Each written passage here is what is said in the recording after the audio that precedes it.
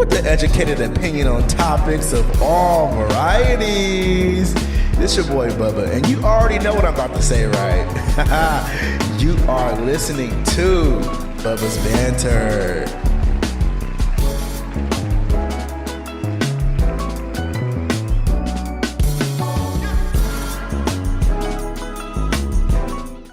Yo, what's good, y'all? It's your motherfucking boy. I ain't gotta say no names, right? But I am anyways. It's your boy Bubba, and you are watching Bubba's Banter. I hope you guys are living well, feeling well. I am doing okay. Just got home from the gym, took a little nice shower. Like, let me put on a little fresh tea, and come and banter with y'all about some shit. So you already know what this is, right? The review episode of this good old Jerrod Carmichael reality TV show, baby, on Max. This is episode 4, Road Trip. Before I start, though, I do want to say, make sure you subscribe. Please subscribe to my YouTube channel, like, share, and subscribe. Also, follow me on the Instagrams, Bubba's Banter Podcast, my personal, which is The Real Doc Dre. Also, make sure you follow my Facebook page, which is Bubba's Banter. I use that page a lot, so please go make sure you like and follow the page. Still working on my TikTok page. Don't worry, it's gonna be up soon, or maybe not, because TikTok might be banned. We'll see in 250 days or whatever they got going on. Whatever, we'll see. But until then, my TikTok page will be coming back up soon, so don't worry about that. And also subscribe to my streaming platforms, which is Spotify, Apple, iHeartRadio, fucking Amazon. I'm on a lot. So if you click the Linktree bio or Linktree link in the description, you will see everywhere that I'm streaming, okay? But make sure you stream on Spotify, because this podcast is hosted by Spotify for podcasters, okay? So please make sure you go listen to me on there. You subscribe to me on there, please. I really, really would appreciate if you do that, all right? So let's get into this motherfucking review, because this episode was really, really triggering. I think it was triggering for most Black men, especially those who either didn't have a father or had a complicated relationship with their fathers. Like, this episode was really triggering for me. I know I'm sounding like a liberal, like, oh my God, I'm so triggered. I'm so triggered. Nah, I ain't trying to get canceled. But anyways, it was really triggering for me. This episode 4, is where Jerrod Carmichael goes on a little small road trip with his father to his father's hometown. I don't know, I forgot the name of the place, but I was just like, let me get it out there, because that's what happened.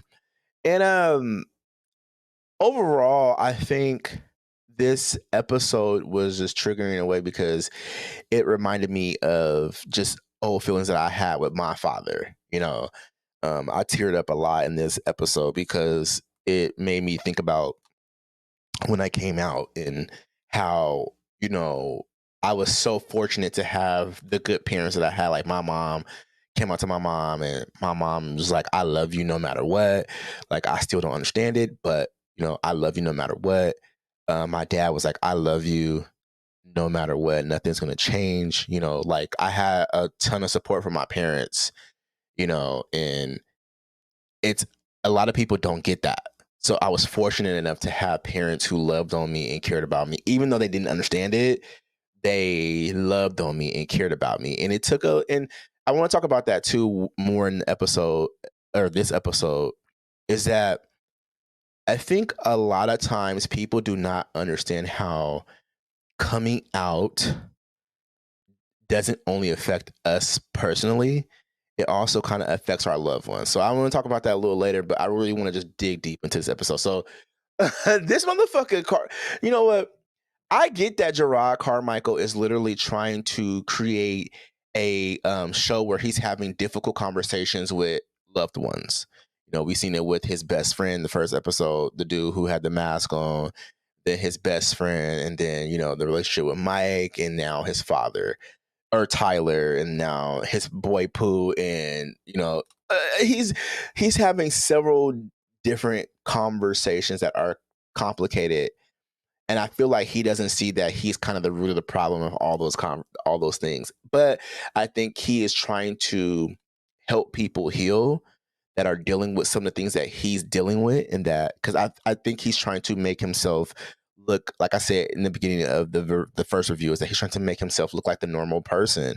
He's trying to make people see like, oh, I go through the same exact shit that you go through. I may have all this money, I may have all this fame, but I go through the same exact shit as you. You know what I'm saying? And I have the same feelings that you have. That you don't necessarily. I think he is risking making himself look like an asshole to make people see that there are real people out here that do these fucked up things to their friends, and he knows he's not the only one out here that does it.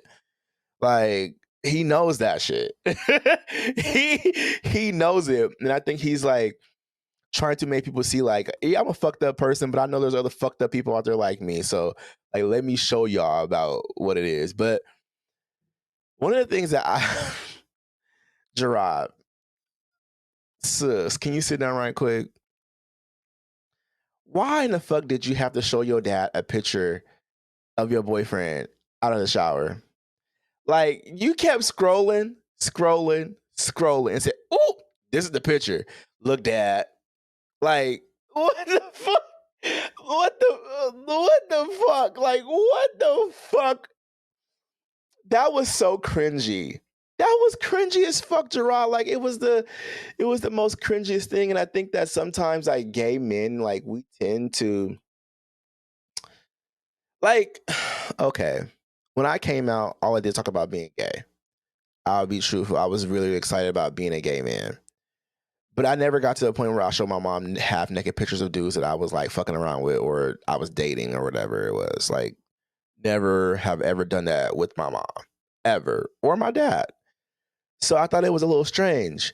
It kind of felt a little boastful, like a little narcissistic, like boastful type of thing. Like, it was just kind of weird. Like, I was just like, it was almost as if like he was trying to get his dad to react in a negative way, or in a bad way. Like, see, I told you my dad's homophobic. He's a homophobic. Like, no, motherfucker, you're literally showing your dad a half naked man. That's your man. You don't see how problematic that is, girl? Like, what the fuck is wrong with you? I think sometimes gay men, we put pressure on our parents to fully understand our sexuality so quick. And I've dealt with this. And coming out can be, like I said earlier, is that coming out can be an emotional journey for not just us, but our loved ones. We have to come to this like realization that, our parents may deeply emotionally like deal with like I don't know how I'm trying to say this. Our parents, I think no parent in the world is like, oh, I want my son to be gay, or I want my daughter to be a lesbian, or I want my whatever to be bi or trans or whatever. No parent sees their baby and say, oh, I want this. No parent does. And so parents sometimes are grieving just that. The fact that they lost what they thought their child was going to be. My mother and my grandmother thought I was going to be a pastor. Thought I was going to be a motherfucking pastor, baby. Like, my great grandma put that, oh, that boy going to be a pastor. He going to be a pastor. No, grandma, I like sucking dick and fucking butts, like, and running my mouth and like lifting weights and being strong and motivating people. Maybe a motivational speaker, but I don't think I'm gonna be a pastor. All the other shit was relevant. I just wanted to be a extreme person by saying all that other weird, crazy shit. But, they they have to come to a point to embrace that. And sometimes some parents don't embrace it, and I think it's just something that you kind of have to like deal with. It's so funny. Like, I always tell this story about my dad. When I first came out with my dad, I was in the car with my dad, and I was like, so dad, how'd you know I was gay? And he was like, Well, remember that time in high school when you was when I asked you about if you had any girlfriends, and you was like, yeah, I know this boy named Court. I mean, this girl named Courtney.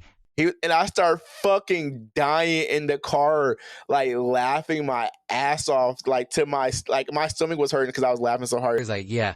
That was the moment I knew that something was different about you because I knew you had a crush on some boy named Corey. And I was like, yeah, Corey was the shit at high school. He was a senior, and I was like a sophomore or some shit. But he was like the sexiest fat boy senior at Jeff, and I had like a big Uber crush on him, back in the day. And so my dad was like, yeah, he was like, was that big dude that always had the beard and shit? And I was like, yeah, him. He's like, okay, okay. He's like, yeah, yeah, yeah, yeah. I remember him. And so, like, we had that conversation about me coming out, and he was like, at the end of the day, like, I didn't understand it, but like, I understand it because I understand who you are, and I'm still getting to know who you are. Because me and my dad didn't have a good relationship until up in my adulthood. That's when we start rekindling our relationship and becoming like father son. My dad, used to do drugs and things of that sort. My dad's a good dad, no matter what. He had habits that got in the way of him having a sustainable relationship with me. And so, you know, that's what it was. Um, but like, I related to this scene so much, but I also was like, it was cringy because I was just like, I'll never like do some shit like that with my dad. Like, what the fuck is wrong with you, Jerrod? You're so weird. That was some weird ass shit. But I also want to know, why the fuck are you still cheating on Mike? Like, why the fuck are you still cheating on Mike? I really want to like Mike. I don't know if you ever see this video, baby, but you need to drop him like a bad habit. That's some 90s way of saying kick that nigga to the curb, because Jerrod, I love you, bro.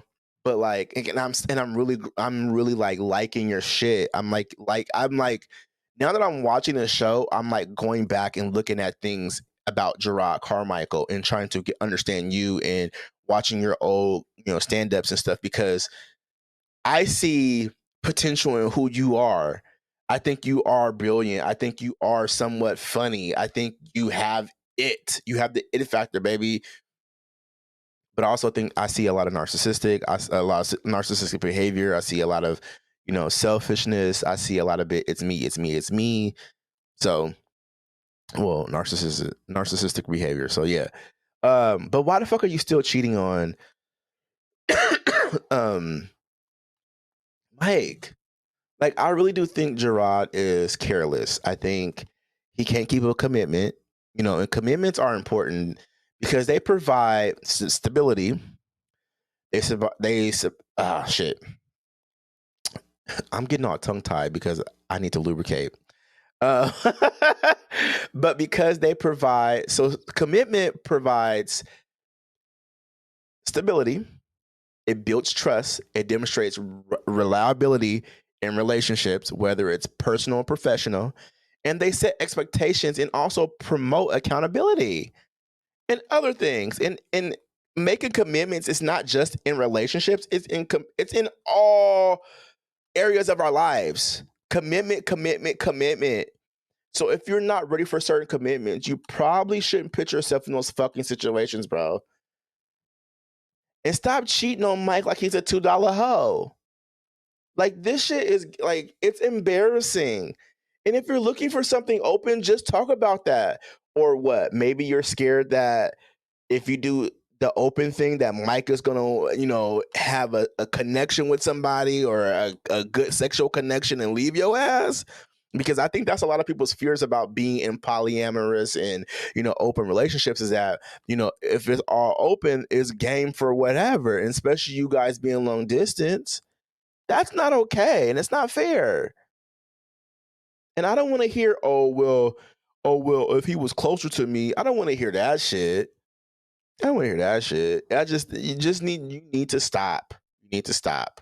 It's not fair to Mike, and and I think what pisses me off even more is that you're trying to blame the fact that your father has cheated multiple times on your mother, you know, Like, cheated multiple times on your mother, and that's the reason why you cheat. Like, no, cheating is not hereditary, nigga. That's just you like doing whatever the fuck Jerrod wants to do. And that's not fair to Mike. And you need to stop it. It's just so weird to me, and I don't understand it. I'm trying to get it, but I don't understand it. I really don't understand it. I don't understand. Like, I wouldn't tolerate it. And it's embarrassing. Again, it's embarrassing for Mike. It's really embarrassing. I don't get it. Um, One of the things I did think was funny though too was when he was telling his dad about like different types of body types in the gay community. Like, he was like, "Oh, like you would be a daddy, like, oh, he was like, describing like how Bruce Willis got, or was it Bruce Willis? It was one of those fucking actors, one of those white actors. I know that much, that kind of got this daddy look about them now. And he was like, "You could be a daddy." Yes. Oh, a bear is this, a otter is this, a twink is this, or twunk is this. Like, he was like describing it. And it's so funny because I think about like the shit with my dad, when my dad was like, "Why do you have all these hashtags on your Instagram and Facebook that says gay bear or bear, beefy boy? Like, why do you have all those hashtags that say like gay bear? Like, what is a gay bear?" And I sat down with my dad for about an hour and a half telling him what the fuck a gay bear was, like, or the bear community, and explaining about what a bear is, and like masculinity and all this shit that's tied into bear culture or whatever. And my dad was like, "What the fuck?" He's like, "What is that? Like, so y'all animals now?" Like, he was like, "Y'all animals now?" Like, okay, whatever. Do what you want to do. Do it. My dad, oh my God. Me and my dad had so many funny ass conversations about the bear stuff, because that was one thing that he just did not understand. Like, he was just like, "I don't understand the whole bear thing. Like, you're gay men who are masculine, but like, you call yourself a bear. Like, why do you call yourself a bear?" It's like, "Well, for some people they're hairy and blah blah blah." He was like, "But still, like, why are you calling yourself a bear? Like, I don't get it. Like, I don't understand it. Boy, I don't get that." And I'm like, "Dad, I don't know, but that's the people I dabble with. The gay bear community. Okay."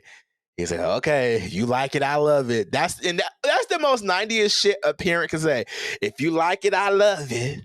If you like it, I love it. Like, so that was one of the things that I really loved. But I really did love seeing him and his father have a good father-son relationship.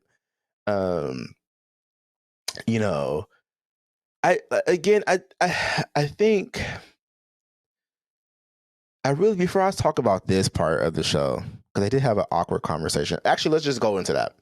So the awkward conversation that Jerrod had with his dad at the little campfire, was when he was talking to his dad about why he cheated on his mom and all this stuff. And, if you've seen the show already, I'm pretty sure most of y'all have when you're watching this, is that Gerard's dad cheated on his mom multiple times, had multiple children, and Jerrod ended up going to school with his half brother, and he was the only one that didn't know. A lot of people knew about it.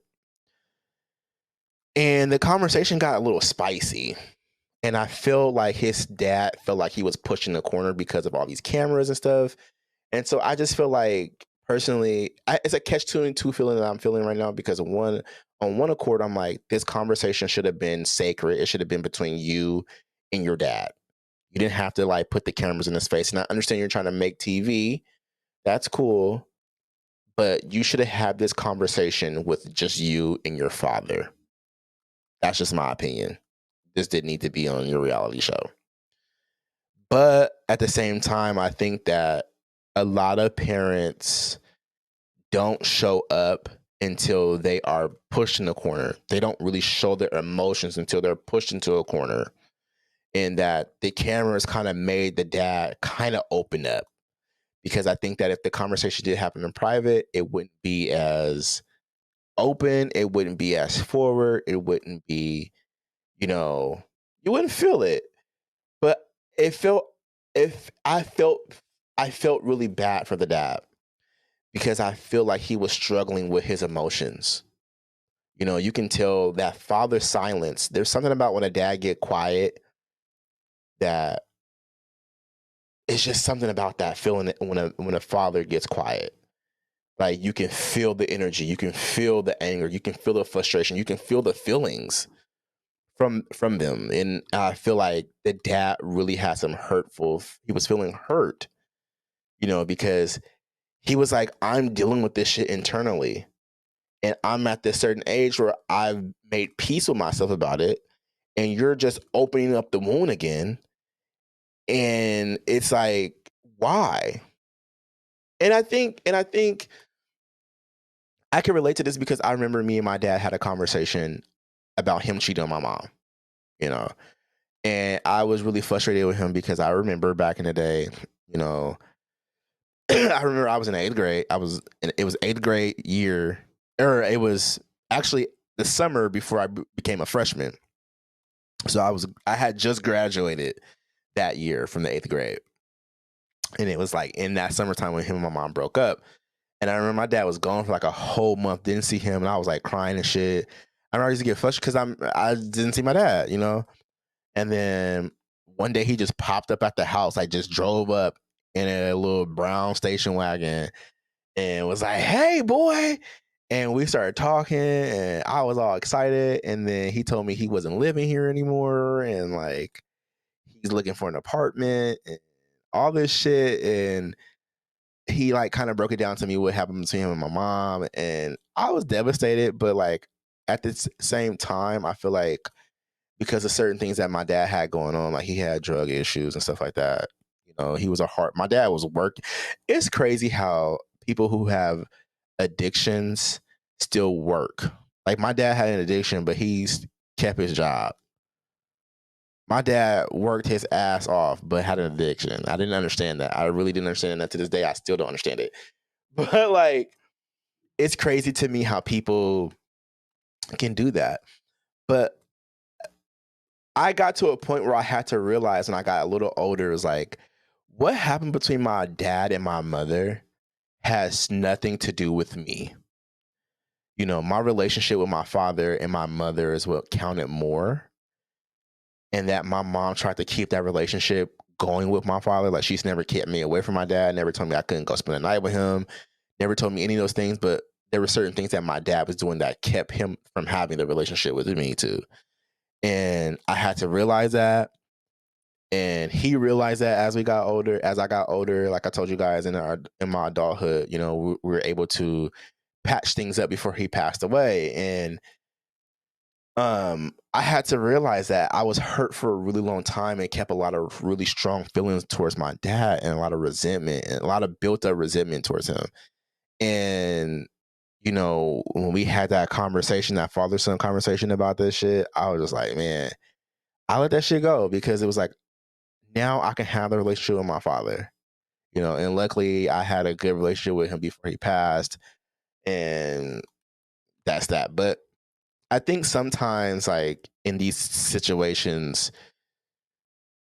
we have to realize that our parents have their own traumas as well. Um, you know, I think about my mom, I think about my dad, I think about their how they grew up in their generation and how they are living through their trauma. Like they haven't worked through any of it in their old ages.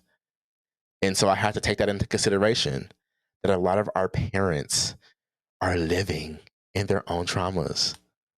They are. A lot of our parents are living through their own traumas. And a lot of people who have living parents they're not taking that into consideration that your parents operate in trauma a lot of the times because they don't know they have never ever tapped into understanding what happened to them to make them do this or to do that or to act like this or to react like this or to just live in this repeated cycle of life and not actually evolve. So I I think Jerrod, in a sense, could have just kept this conversation off camera, but at the same time, it's Jerrod Carmichael. He gonna do what the fuck he want to do. That's all I can say about this episode. But overall, I will say this is the best episode thus far. I cannot wait to see the relationship with him and his mom. Um, because that one's a little deeper. they talked about a lot of stuff on this show. Like, oh, I forgot to talk about how they sat down and talked about the whole, the dad's talking about how he was like they were being distanced with him because they felt like they was doing something wrong. And I really want to zone in on this before I get off here. Is that coming out is not just for you. I'll say that again. Coming out is not just for you. Yes, it is your life and it's how you show up. And that is the most important part. But when you come out, you have to give your parents grace because they're trying to understand, they're trying to learn. I remember the first time my mom saw me kiss, like, kind of like be interested in a guy, kind of yucked her out. But then it kind of like, after a while, we started talking about, what type of guys I like. And I started showing her pictures of dudes that I talked to, or like the dude who I just was recently talking to. I showed her a picture of me and him kissing, and she was like really happy for me and stuff. So, it takes time to get to that point with some of our parents. You have to understand that our parents are not going to be instantly happy with the fact that we're gay. Some will be, but some are not going to be very open to it at the beginning. You have to peel it back layer by layer, layer by layer. Okay. It just is what it is to me. But anyways, y'all, this is the end of the show. This was episode 4, Road Trip, Jerrod Carmichael. Please make sure you guys like, share, subscribe to my YouTube channel. Please, I really do appreciate it. Please make sure you guys follow me on Instagram, which is Bubba's Mentor Podcast, my personal, which is the real Doc Dre. And also, baby, follow and like and share my Facebook page. Please, please, please do that. Please do that. Bubba's Banter. Just type it in and you will see it. It will pop right up. Okay, baby. Right on Facebook. Go ahead and do it. Also, make sure you subscribe to my streaming services, which is Spotify for podcasters, Spotify, Apple, um, all the good things. Okay. So just make sure you guys go ahead and subscribe to that. And I'll see y'all when this episode pops out. All right. Peace.